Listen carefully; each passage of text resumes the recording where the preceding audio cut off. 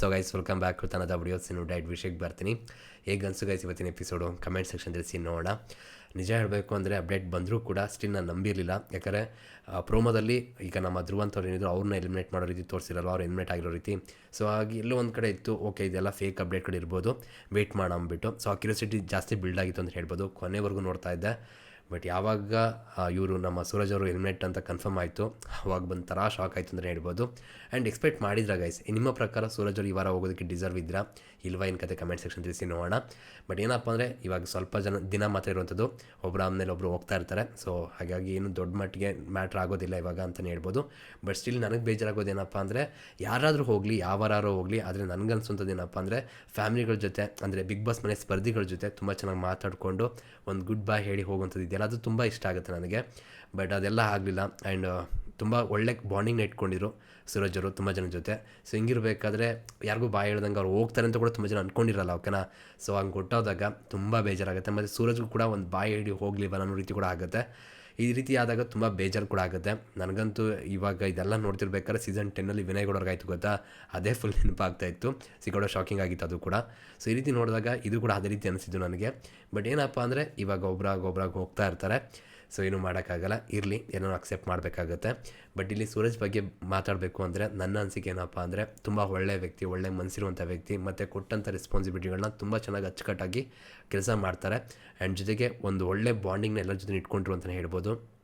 ಅದರಲ್ಲೂ ಕೂಡ ರಾಶಿಕಾ ಶೆಟ್ಟಿ ಅವ್ರ ಜೊತೆ ಆ್ಯಕ್ಚುಲಿ ಅವ್ರ ಮಧ್ಯೆ ಒಂದಿಷ್ಟೆಲ್ಲ ವಿಷಯಗಳಾದರೂ ಕೂಡ ಅವ್ರಿಗೆ ಕ್ಲಿಯರಾಗಿ ಗೊತ್ತಾಗ್ತಿತ್ತು. ಅವ್ರ ಮಧ್ಯ ಏನೋ ಒಂದಿಷ್ಟು ವಿಷಯಗಳಾಗ್ತಿತ್ತು, ಓಕೆನಾ. ಆದರೂ ಕೂಡ ಇವ್ರಿಗಂತೂ ಬಿಡೋಕ್ಕಂತೂ ಇಷ್ಟನೇ ಇರಲಿಲ್ಲ. ಗೇಮ್ಗೋಸ್ಕರ ಬಿಡೋವಂಥದ್ದು ಅದೆಲ್ಲ ಇಷ್ಟ ಇಲ್ಲ ಅಂದರೂ ಕೂಡ ಸಮ್ಟೈಮ್ಸ್ ಓಕೆ ಗೇಮ್ ಎಫೆಕ್ಟ್ ಆಗಬಾರ್ದು ಅಂತ ಕೂಡ ಯೋಚನೆ ಮಾಡ್ತಾಯಿದ್ರು. ಒಂದು ಧರ್ಮ ಸಂಕಟದಲ್ಲಿ ಸಿಗಿಸ್ತಿದ್ರು ಅಂತಲೇ ಹೇಳ್ಬೋದು ನಮ್ಮ ಬಿಗ್ ಬಾಸ್ ಅವರು ಇವರಿಬ್ಬರನ್ನೂ ಕೂಡ. ಬಟ್ ಏನಂದರೆ ಜೆನ್ಯೂನಾಗಿ ಹೇಳಬೇಕು ಅಂದರೆ ಅವರಿಬ್ಬರ ಮಧ್ಯೆ ಒಂದು ಒಳ್ಳೆ ಜೆನ್ಯೂನ್ ಬಾಂಡಿಂಗ್ ಇತ್ತು. ಬಿಟ್ಕೊಡೋಕೆ ರೆಡಿ ಇರಲಿಲ್ಲ. ಅದಕ್ಕೋಸ್ಕರನೇ ಸ್ವಲ್ಪ ಇದಾಗೋದು ಮತ್ತೆ ಒಂದಾಗೋದು ಇದೆಲ್ಲ ಆಗ್ತಾಯಿತ್ತು. ಅದೇ ನೋಡೋಕೆ ತುಂಬ ಕ್ಯೂಟ್ ಆಗಿತ್ತು, ಇಷ್ಟ ಆಗ್ತಿತ್ತು. ಅದ್ರ ಜೊತೆಗೆ ನಮ್ಮ ರಕ್ಷಿತಾ ಶೆಟ್ಟಿ ಅವ್ರ ಜೊತೆ ಕೂಡ ಅಷ್ಟೇ ಒಂದು ಒಳ್ಳೆ ಬಾಂಡಿಂಗ್.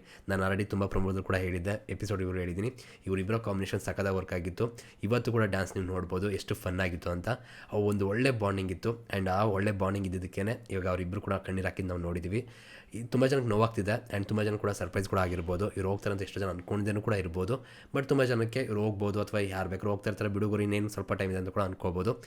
ತುಂಬ ತಲೆಯಲ್ಲಿ ಓಡ್ತಾ ಇರುತ್ತೆ ಅಂತಲೇ ಹೇಳ್ಬೋದು, ಏನೂ ಮಾಡೋಕ್ಕಾಗಲ್ಲ. ಬಟ್ ಏನಪ್ಪ ಅಂದರೆ ಸೂರಜ್ ಅವರು ಇಲ್ಲಿ ದಿನಗಳನ್ನ ನಾವು ನೋಡಿದಾಗ ತುಂಬ ಒಳ್ಳೆ ರೀತಿ ಆಟ ಆಡಿದ್ದಾರೆ. ವ್ಯಕ್ತಿತ್ವದ ಆಟದಲ್ಲಿ ವ್ಯಕ್ತಿತ್ವನ ಉಳಿಸ್ಕೊಂಡು ಇವಾಗ ಬಿಗ್ ಬಾಸ್ ಮನೆಯಿಂದ ಆಚೆ ಹೋಗ್ತಾರೆ ಅಂತ ಕೂಡ ಹೇಳ್ಬೋದು. ಒಳ್ಳೆಯದಾಗಲಿ. ಇಷ್ಟು ದಿನ ನೀವೆಲ್ಲ ಏನು ಸಪೋರ್ಟ್ ಮಾಡಿದ್ರಿ ಅದೆಲ್ಲ ಮೇನು. ಇನ್ನು ಮುಂದೆ ಏನು ಸಪೋರ್ಟ್ ಮಾಡ್ತೀರಾ ಅದು ತುಂಬ ಇಂಪಾರ್ಟೆಂಟ್ ಆಗುತ್ತೆ. ಇಲ್ಲಿ ಬರಬೇಕಾದ್ರೆ 20,000 18,000 ಫಾಲೋವರ್ಸ್ ಇದ್ರು, ಇವತ್ತು 2 ಲಕ್ಷ ಗಂಟೆ ಆಗಿದ್ದಾರೆ. ಇನ್ನೂ ಜಾಸ್ತಿ ಆಗ್ತಿದ್ರು, ಮಧ್ಯ ಸ್ವಲ್ಪ ಪ್ರಾಬ್ಲಮ್ ಆಯಿತು ಅನ್ನೋದು ಬಿಟ್ಟರೆ ಇವತ್ತಿಗೂ ಕೂಡ ಆ ವ್ಯಕ್ತಿ ಒಳ್ಳೆ ಪ್ರೀತಿ ಸಿಗ್ತಾ ಇದೆ. ಆ್ಯಂಡ್ ಈ ವಾರ ಅಂತೂ ಲೈವಲ್ಲಿ ಫ್ಯಾಮಿಲಿ ವೀಕ್ ಇದ್ದಾಗ ಸಿಕ್ಕಾಪಟ್ಟೆ ಫನ್ನ ಮಾಡಿದ್ದಾರೆ. ತುಂಬ ಚೆನ್ನಾಗಿದ್ದರು, ನೋಡೋಕ್ಕೆ ಖುಷಿ ಆಗ್ತಿತ್ತು ಅವ್ರನ್ನ.